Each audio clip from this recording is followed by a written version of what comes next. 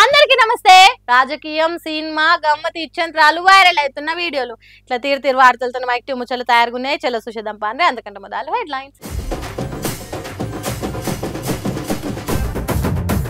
తప్పని యూరియా కష్టాలు, పడిగాపులు కాస్తురు రైతులు. విద్యాశాఖ ఉంది ఘోరం, 5 జీవిడిచిరు పాపం. ఫ్యూచర్ సిటీకి ఫ్యూచర్ లేదట, టైమ్స్ ఆఫ్ ఇండియా అంటుంది మాట. ఇదేం గోసరా తండ్రి, కౌలు రైతులకు యూరియా బస్తా ఇస్తలేరట.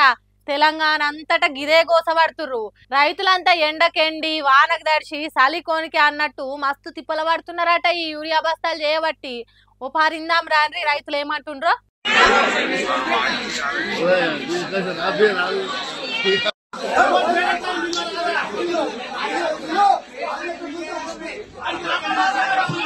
అవనట కాంగ్రెస్ వస్తే మార్పు అన్నారు గానా అని ఈ మార్పు ఈ తీరుగుంటదని అస్సలు ఊహించలేము. గిసోంటి మార్పు అని ముందుగానే తెలుసుంటే ఒక్క ఓటు కూడా వేయకపోదుమా అంటుర్రు. ముంగటొచ్చే ఎలక్షన్లల్లా ఇంకెందుకు వేస్తాం, ఇక ఏం చాలు మాకు ఈడికే సరిపోయిందని పట్టిర్రు. ఈ కాంగ్రెస్ సర్కార్ వాళ్ళు మమ్మల్ని మస్తు బాధ పెడుతున్నారు. ఇదివరకు 10 ఏళ్ళు కేసీఆర్ ప్రభుత్వం ఉండగానే ఏ తిప్పలు లేకుండే. ఈ కొత్త కాంగ్రెస్ ప్రభుత్వం వచ్చిన కాడికెళ్ళి ఘోరంగా అయింది రైతుల పరిస్థితి అని మొరబెట్టుకుంటుర్రు. అప్పట్లో ఉమ్మడి ఆంధ్రప్రదేశ్ రాష్ట్రంలో ఎసొంటి కథ ఉండేనో ఇప్పుడు సేమ్ మళ్ళా గసొంటి కథనే అవుతుందని అనబట్టిర్రు. కేసీఆర్ ఉన్నప్పుడే బాగుండే, ఎరువులకు ఏ బాధ లేకుండే, దేనికి ఇబ్బందులు రాకపోయేది. స్థానిక ఎలక్షన్లల్లా కాంగ్రెస్ పార్టీ పరిస్థితి ఏందో మాకు అర్థమైపోయింది అంటుర్రు. ఇటు ఈ పెద్దమ్మ పరిస్థితి కూడా సేమ్ గట్లనే ఉందట. 4 ఎకరాలు ఉంటే 2 బస్తాల యూరియా ఇస్తున్నారని అంటురట. ఇంట్లో 4 ఉంటే 4 బస్తాలకు 4. మా కుటుంబం మొత్తం రావాల్సి వస్తుందని చెప్పుకొస్తుంది. నుండ్రి రేవంత్ రెడ్డి ముఖ్యమంత్రి యూరియా ఫుల్ ఇస్తానంటాడు. అంతేనా? ఎన్ని ఎకరాలు ఉంది కొడుకు? నా కొడుకు 4 ఎకరాలు అంటున్నాడు. మరి 4 ఎకరాల మంది ఇస్తారా? 1-2 బత్తాలు ఇస్తాడు? 2 ఇస్తాడు, ఇంకా ఎక్కువ ఇస్తాడయ్యా. మరి ఆ 2 బత్తాలు సరిపోతాయి 4 ఎకరాలు? మరి గదే బాపు తోటి, నాదోటి, అమ్మతోటి, బాపుతోటి, ఆయనతోటి అందరు కుటుంబంతో చీడ కూర్చుంటారు. ఇక మరి రాదా బత్తాలు సరిపోవద్దా? మరి సరిపోవద్దా? ఎప్పుడన్నా ఇబ్బంది పడరు ఇట్లా కేసీఆర్ ఉన్నప్పుడు? కేసీఆర్ ఉన్నప్పుడు మేము ఎప్పుడు ఇబ్బంది పడనే లేదంటుంది. ఈ బాబాయ్ పరిస్థితి సుత గట్లనే ఉందట. ఎన్నిసార్లు వచ్చినా యూరియా బస్తాలు ఇచ్చుడే లేదని అంటుండు. నాకు 5 ఎకరాలు ఉంటే 2 బస్తాలే ఇస్తుర్రు. పాలన అప్పుడే బాగుండే, ఇప్పుడు రుణమాఫీ లేదు, బోనస్ లేదు, బోకె పింఛన్లు లేవు అంటుండు. వెనక మళ్ళీ ఉన్న మా తమ్మునికి అయితే ఏమని చెప్పాలన్నా కూడా అర్థమైతే లేదని నెత్తికొట్టుకుంటుండు పరిపాలన చూసి. ఈ అక్క బాధ కూడా సేమ్ గదేనట. రేవంత్ రెడ్డి వచ్చిన తర్వాత రైతులకు ఇబ్బందే ఉందట. రైతులు వ్యవసాయం చేయమని విరమించుకునే కాడికి వచ్చింది ఇప్పుడు పరిస్థితి అంటుర్రు. రైతులకు గిట్టుబాటు ధర కూడా ఇస్తలేదట సర్కారు. ఈ ఏడాది యూరియా బస్తాలకు ఇట్లుంది, ఎప్పుడు ఇంత కష్టం లేదని చెప్పుకొస్తుంది. గిట్ చూడుండ్రి, గీడ సుత గదే కథ. మహబూబాబాద్ జిల్లా తొర్రూర్ల యూరియా కేంద్రంలో మస్తు లైన్ కట్టిరు జనాలు. పొదుగాలి సందే యూరియా కేంద్రాల ముంగట రైతులు పడిగాపులు కాస్తుంట పెట్టిరట. పోలీస్ బందోబస్తు నడుమ యూరియా పంపిణీ చేస్తున్నారు. ఆగో పోలీస్ అన్న రైతులను ఆగబట్టలేక నూకేస్తుండు. రైతే రాజు దేశానికి వెన్నుముక్క అంటారు కానీ ఈ పరిస్థితి చూస్తే ఏం లేదు. స్వాతంత్రం వచ్చి మొన్నటికి 79 ఏళ్ళు అవుతున్నా రైతుల తిప్పలైతే తప్పుతలేవు. పోన్రి ఏందో ఏమో ఈ సర్కార్లు అన్నం పెట్టేటోళ్ళకే సున్నం పెడుతురని మాట్లాడుతురు అంతా. Jubilee Hills Congress booth committee meeting లా హంగామా అయిందిగా. హైదరాబాద్ జూబ్లీహిల్స్ లో జరిగిన కాంగ్రెస్ బూత్ కమిటీ సమావేశంలో పెద్ద దుమారమే రేపింది. ఎందుకంటారా, బీఆర్ఎస్ నుంచి చేరిన సిఎన్ రెడ్డి పాత కాంగ్రెస్ నేతలను కేసులు పెట్టి ఇబ్బందులు గురి చేస్తున్న ముచ్చట ఇప్పుడు గింత కాడికి తెచ్చింది అన్నట్టు కథ. మంత్రులు పొన్నం ప్రభాకరు, వివేక్ సమక్షంలోనే ఇరు వర్గాల నడుమ గడిబి చూడుండ్రి ఎట్ల లొల్లి పెట్టుకుంటుండ్రో. స్థానిక కాంగ్రెస్ నాయకులు కార్యకర్తలు ఉరుకులాడుకుంటా మంత్రి మీదకి వచ్చి కోడిగుడ్లు టమాటాలు ఇశ్రేషిరుల్లో.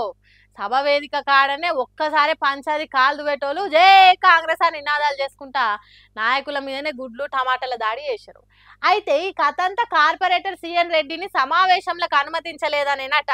కాంగ్రెస్ నేతలు ఈ కోడిగుడ్ల టమాటాల దుకాణం పెట్టింది. ఇక ఎంబటినే పోలీసులు రంగంలో దిగి పరిస్థితి సలారే ప్రయత్నం చేసిరట.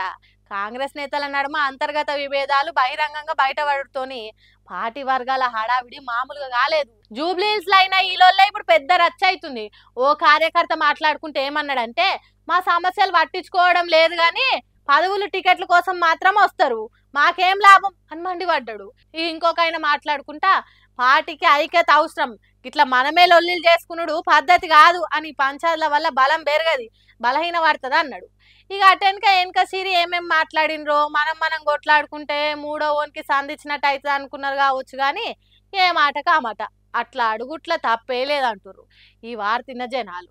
సామాన్యులు దలుచుకుంటే సర్కార్ను ఏమైనా చేయగలుగుతాం, గద్దెక్కిచ్చుడొచ్చు, దించుడు సుతొచ్చు. ఎన్ని రోజులని కార్యకర్తలు ఓపిక పడతారు చెప్పుండ్రి? ఖాళీ ఓట్లప్పుడే అవసరం పడతారా? ఉత్తప్పుడు పనికి రారా? వాళ్ళ సమస్యలు ఎందుకు పట్టించుకోరు? మీరు ఇట్లనే నిర్లక్ష్యం చేస్తే గిసొంటి హంగామాలు చేయాల్సి వస్తుంది తప్ప ఇంకేం లేదా అనుకొచ్చిండ్రు. ఏందో ఏమో ఈ లొల్లిలో. ఓరక్కో మల్లోపారి పొలిటికల్ ఈట్ పెట్టించిన మాటలే ఇప్పుడు సుత హాట్ టాపిక్ అయినాయి సుమి. జూనియర్ ఎన్టీఆర్ గురించి అనంతపురం అర్బన్ ఎమ్మెల్యే దగ్గుపాటి ప్రసాద్ వేల్చిన మాటలు సోషల్ మీడియాలో టోర్నడోలా తిరుగుతున్నాయి పోన్రి. వాటు సినిమా రిలీజ్ అవుతుండగా తెలుగు యువత నేత గుత్తా ధనుంజయ నాయుడికి ఫోన్ చేసి, ఎన్టీఆర్ సినిమాలు ఎవరైనా చూస్తారా? పర్మిషన్ లేకుండా షోలు ఎట్లేస్తారు? పార్టీ కుదరని వాడి సినిమాలు ఎట్లేస్తారు? వాని సినిమా వేస్తే కాల్ చేస్తా అని గట్టిగానే వార్నింగ్ ఇచ్చినట్టు ఆడియో ఒకటి బయటకు వచ్చేసింది. ఆడియోలు వినిపించిన మాటలు వినగానే ఎన్టీఆర్ ఫ్యాన్స్ ఆగ్రహంతో ఊగిపోతున్నారు. మా హీరో సినిమానే కాల్ చేస్తానంటావా? అది మా తారక్ సినిమా అనగానే మేము చూసుకుంటా కూర్చుంటామా అనుకుంటా ఫ్యాన్స్ అంతా సోషల్ మీడియాలో దుమారం రేపుతుర్రు. కానీ ఈ దుమారం పెరుగుతుండగానే ఇంకో దిక్కు దగ్గుపాటి ప్రసాద్ కౌంటర్ ఇచ్చిండు. ఆ వాయిస్ నాది కాదు సుమి, ఇదంతా పొలిటికల్ కుట్ర, నా ఇమేజ్ డౌన్ చేయనీకే క్రియేట్ చేసిన ఫేక్ ఆడియో అని క్లారిటీ ఇచ్చేసిండు. ఇక నాకు నందమూరి కుటుంబం అంటే ఎనలేని అభిమానం అని, బాలయ్య ఎన్టీఆర్ సినిమాలు నేను ఎప్పటి సందో చూసేటోనని చెప్పుకొచ్చిండు. ఫ్యాన్స్ ఎవరికైనా హర్ట్ అయి ఉంటే నేను క్షమాపణలు చెప్తున్నా, కానీ ఆ ఆడియోలో నా ప్రమేయం 1% కూడా లేదని డిఫెన్స్లో నిలిచిపోయిండు. మరి ఆ ఆడియో నిజంగానే అసలుదా లేక ఫేక్ క్రియేషనా అనే డౌట్ మాత్రం ఇంకా పబ్లిక్ మైండ్లో తిరుగుతుంది. కానీ ఒక్క ముచ్చట మాత్రం ఖచ్చితంగా చెప్పాలి, జూనియర్ ఎన్టీఆర్ పేరు వస్తే ఫ్యాన్స్ మాత్రం ఒక్క నిమిషం కూడా కూల్ కూర్చోరట. మరి జూనియర్ ఎన్టీఆర్ వీరాభిమానుల ప్రేమకు ఈ ఆడియో మీద వస్తున్న కోపానికి రచ్చ అవుతుందా లేకుంటే ఇంకా జర పెరుగుతుందా చూడాలిగా. హైదరాబాద్కు పోటీగా ఫ్యూచర్ సిటీని తెస్తామనుకుంటా ఆ పెద్ద పెద్ద మాటలు మాట్లాడుతున్నా ఆ ఫ్యూచర్ సిటీకి ఫ్యూచర్ ఏముందో అన్నదే ఇప్పుడు పెద్ద డౌట్. టైమ్స్ ఆఫ్ ఇండియా రాసిన సంచలన కథం ఇప్పుడు తెలంగాణలో హాట్ టాపిక్ లెక్క మారింది. రేవంత్ రెడ్డి కుర్చీ ఎక్కి 20 నెలలు దాటుతుంది కానీ హైదరాబాద్ మన మహానగరంలో అభివృద్ధికే పని మొదలైనట్టుగా అనిపిస్తలేదు. ఫ్యూచర్ సిటీని తెస్తా, సింగపూర్ లెక్క డెవలప్ చేస్తా అని రేవంత్ సార్ చెప్పుకొస్తానే ఉన్నాడు. అందుకోసమే భారత్ ఫ్యూచర్ సిటీ డెవలప్మెంట్ అథారిటీని కూడా ప్రకటించిండు. గా అథారిటీ ఆయన్నే చైర్మన్ అయిపోతుండు.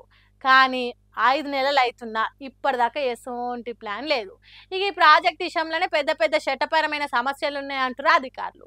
మున్పు కేసీఆర్ సర్కార్ ఉన్నప్పుడు ఫార్మసిటీ కోసం రైతుల తాన భూములు తీసుకుండ్రి, కానీ ఇప్పుడు ఆ భూములనే ఫ్యూచర్ సిటీకి వాడాలనుకుంటుర్రు. ఫార్మసిటీ ట్యాగ్ తీసేసి వేరే ఉపయోగాల కోసం వాడితే కోర్టు కేసులు తప్పవని అధికారులు చెప్తుర్రు. ఇప్పటికే భూసేకరణకి వ్యతిరేకంగా హైకోర్టులో కేసులు పెండింగ్లనే ఉన్నాయి.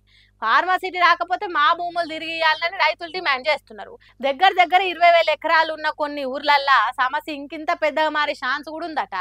Telangana industrial infrastructure corporation senior అధికారి మాట్లాడుకుంటా గతంలో ఈ భూములను ఫార్మసిటీ కొరకు మాత్రమే వాడతామని హైకోర్టుకి చెప్పినాం.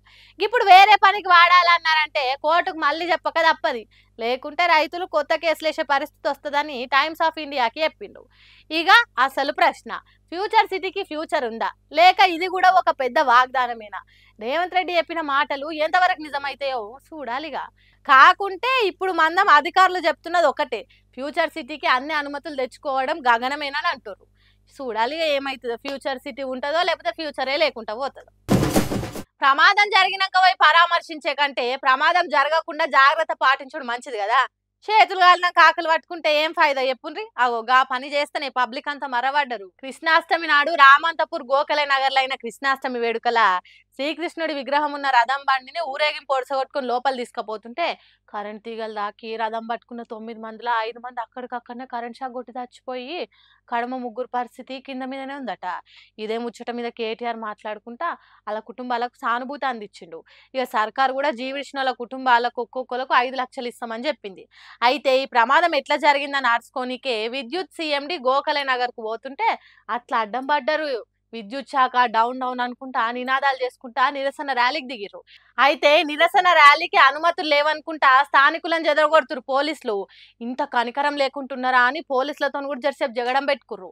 అట్లా రామంతపూర్ మెయిన్ రోడ్ మీద ఏ తీర్ల ట్రాఫిక్ జామ్ అయిందో చూడుండ్రిగా. ఇప్పుడే ఇట్లా నిర్లక్ష్యం చేస్తే ఇంకొన్ని దినాలలో వినాయక చవితి దసరా పండుగలు ఊరేగింపులు కూడా ఉంటాయి. అప్పుడు ఏం చేస్తారో పోన్రి. మీరైతే జాగ్రత్తరా ఓ పిల్లగాళ్ళు.